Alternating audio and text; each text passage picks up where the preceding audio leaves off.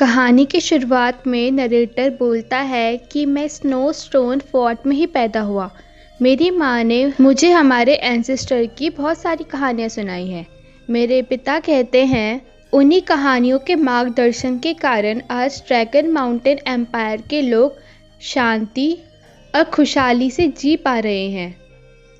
अब मैं आपको अपने पिता की कहानी बताऊंगा और इसी के साथ हमें एक छोटा बच्चा हिरन के पीछे भागते हुए दिखाई देता है जिसका नाम डोंगबो होता है। तभी एक बड़ा सा पत्थर उस हिरन को कुचलने ही वाला होता है कि डोंगबो उसे रोक देता है। तभी वहाँ उसके दो अंकल जोंग और अंकल टोंग आते हैं।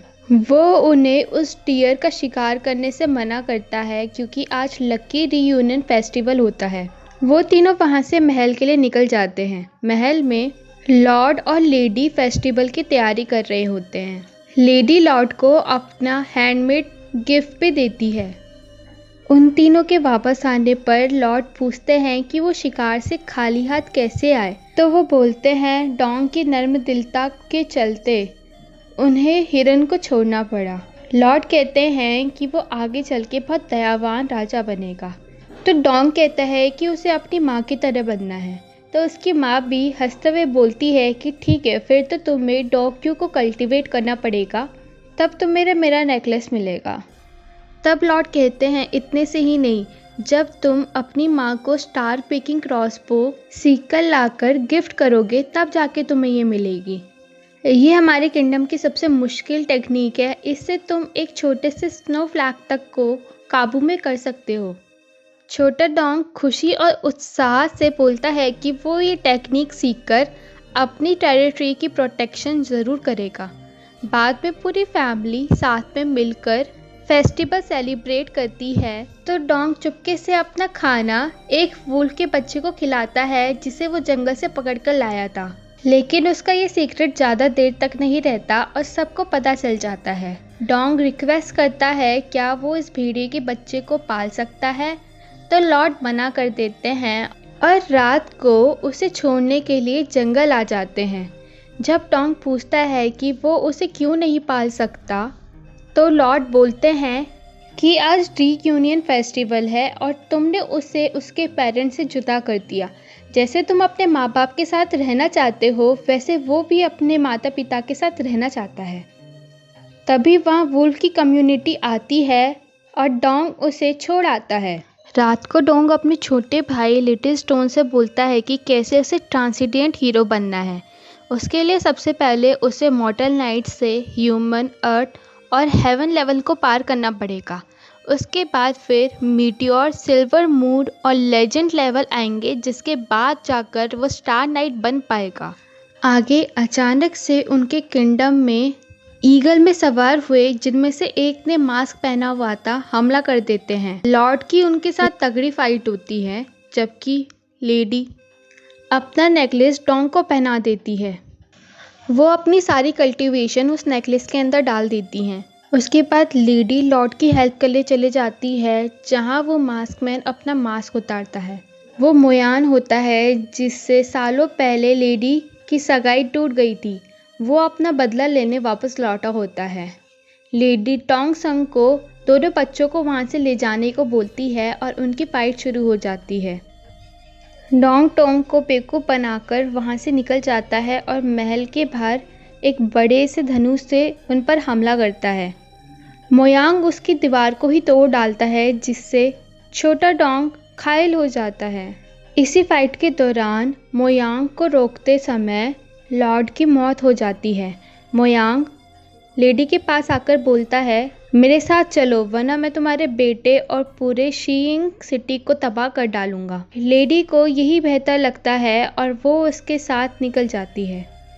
अब 10 साल बीत जाते हैं और डोंग दिन रात अपनी माँ को बचाने के लिए मेहनत कर रहा होता है, लेकिन फिर भी वो मॉर्टल नाइट के स्टेज तक भी नहीं पहुंचा होता। इतने सालों में उन्होंने कई राज्यों से मदद मांगी होती है, लेकिन कोई भी उनको मदद देने को तैयार नहीं होता। अब आगे शहरों में डीमंस का अटैक बढ़ जाता है, तो U2 डीमन माउंटेन एम्पायर के लॉर्ड शी एन से पूछती है कि इसके पीछे किसका हाथ हो सकता है।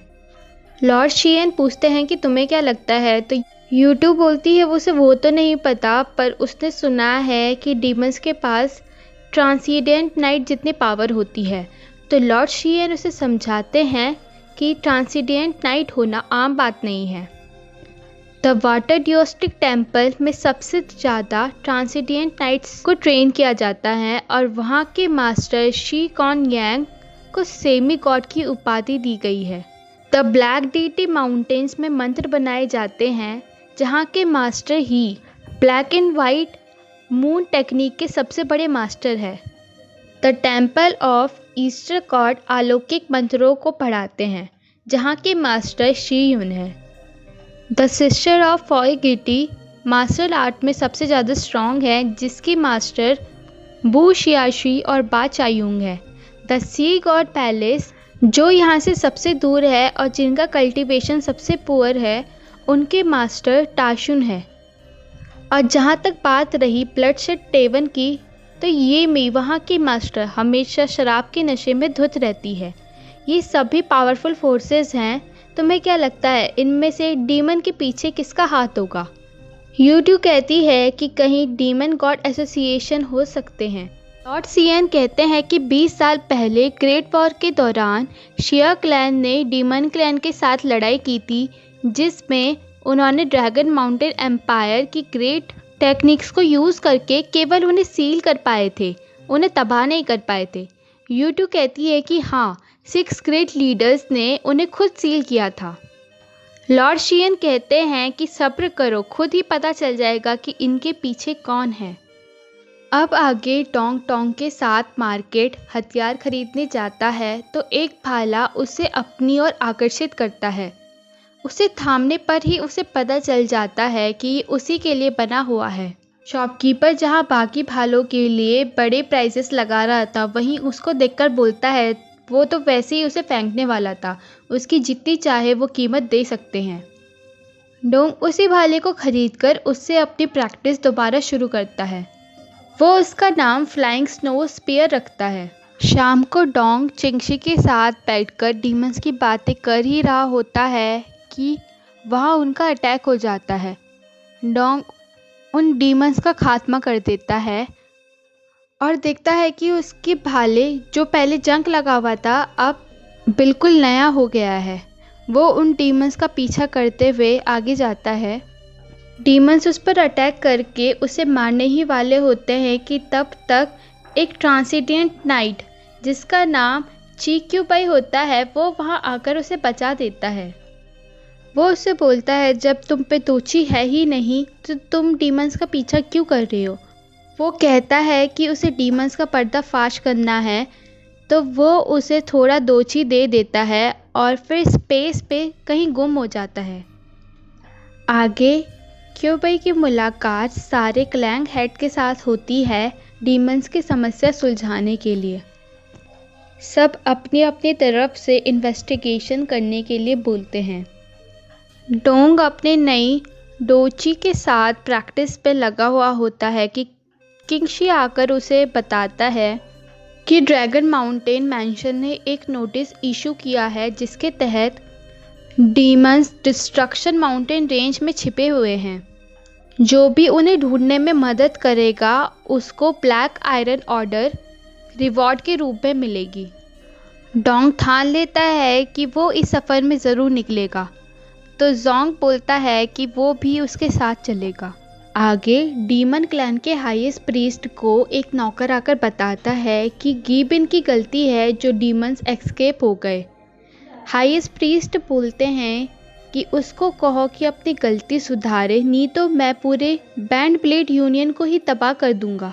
दूसरी तरफ गिबिन प्लान बना रहा होता है कि वो इस डीमन स्ट्रैटेजी के चलते पूरे ड्रैगन माउंटेन एम्पायर पर राज करेगा, लेकिन अगर डीमन मिशन फेल होता है तो उन सब की जान खतरे में थी। तब उसका चेला बोलता है तो क्यों ना हम ओशन रेल्म स्टोन लेकर यहाँ से भाग जाएं। गिबिन कहता है अगर तुम उस स्टोन को छूओगे तो तुम एक डीमन में कन्वर्ट हो जाओगे। वो बोलता है कि अब हमारे पास एक ही चॉइस रह गई है, जो भी हमारे रास्ते में आए उसे ख़त्म कर डालो। डोंग और जोंग दोनों अपने रास्ते पर चल रहे होते हैं कि उन्हें कई सारे लोग उनकी तरफ आते हुए दिखते हैं जो ज़ॉम्बीज़ की तरह होते हैं। उन सभी लोगों को एक इंसान फ्लूट बजाकर कंट्रोल कर रहा था। वो सब उन पर हमला कर देते हैं। जब डोंग और जोंग उन लोगों को हरा देते हैं तो वो फ्लूट मास्टर अपनी फ्लूट छोड़कर वहाँ से भाग जाता है और सभी के सभी इंसान बेहोश हो जाते हैं, जिनके मुंह से नीले कलर का जहर निकलने लगता है। डोंग उस फ्लूट मास्टर के पीछे भागने लगता है। थोड़ी सी आगे जाकर गिबिन और उसके सिपाही उन्हें घेर लेते हैं और उनसे लड़ने लगते हैं। डोंग उनका डटकर मुकाबला तो करता है पर उनके आगे ज़्यादा समय तक टिक नहीं पाता। तब वहाँ पर या जिंकी नाम की एक लेडी आती है जो उनके साथ फाइट करके उन्हें हरा देती है और डोंग को वहाँ से लेकर चली जाती है। और यहीं पे एपिसोड फर्स्ट ख़त्म हो जाता है।